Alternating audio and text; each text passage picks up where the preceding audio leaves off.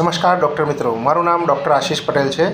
આજે હું તમને ગુજરાત આયુર્વેદ બોર્ડની ઓફિશિયલ વેબસાઇટ પરથી તમે તમારા રજિસ્ટ્રેશનની રિન્યુઅલ રિસિપ્ટ કેવી રીતે ડાઉનલોડ કરી શકો, ઓનલાઈન રિન્યુઅલ કેવી રીતે કરાવી શકો અને ત્યાં તમે તમારી ઇન્ફોર્મેશન કેવી રીતે ચેક કરી શકો અથવા કોઈને બતાવી શકો એના વિશેની ઇન્ફોર્મેશન આપીશ।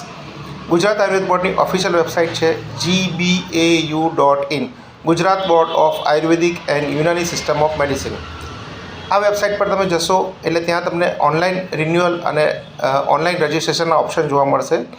એના ઉપર તમે ક્લિક કરશો એટલે સાઇન ઇનનું પેજ ખુલશે। તમે આ વેબસાઇટ પર પહેલી વાર જશો તો તમારે ત્યાં એક એકાઉન્ટ ક્રિએટ કરવું પડશે। સાઇન ઇનના પેજના નીચે એકદમ બ્લુ કલરના નાના અક્ષરમાં ક્રિએટ એન એકાઉન્ટનો ઓપ્શન છે। એના ઉપર તમે ક્લિક કરશો એટલે કેન્ડિડેટ રજિસ્ટરનું એક પેજ ખુલશે। ત્યાં તમને પૂછવામાં આવશે કે તમે પ્રોવિઝનલ રજિસ્ટ્રેશન કે ફાઇનલ રજિસ્ટ્રેશન ધરાવો છો કે નહીં। એમાં તમે યસનો ઓપ્શન સિલેક્ટ કરશો એટલે ત્યાં તમારી પાસેથી ત્યાં તમારો રજિસ્ટ્રેશન નંબર અને બર્થ ડેટ માંગવામાં આવશે। તમે બર્થ ડેટ ફિલ કરશો એટલે ત્યાં બાજુમાં બ્લુ કલરનું બોક્સ છે, વેલિડેટનો ઓપ્શન છે। એ વેલિડેટના ઓપ્શન પર ક્લિક કરશો એટલે તમારું જે નામ, સરનેમ અને ફાધરનું નામ એ બોર્ડની ઇન્ફોર્મેશન પ્રમાણે ત્યાં ઓટોમેટિકલી ફિલ થઈ જશે। ત્યારબાદ ત્યાં તમારે નીચે ઈમેલ આઈડી, મોબાઈલ નંબર અને તમારો આધાર નંબર ફિલ કરવાનો છે અને પાસવર્ડ ક્રિએટ કરવાનો છે।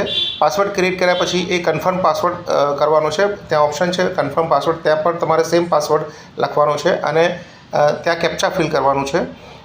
કેપ્ચા ફિલ કર્યા પછી તમે નેક્સ્ટ કરશો એટલે તમારે ગુજરાત બોર્ડમાંથી તમારા રજિસ્ટર્ડ મોબાઈલ નંબર પર એક ઓટીપી આવશે। ઓટીપી ફિલ કરશો એટલે તમારો પાસવર્ડ ક્રિએટ થઈ જશે।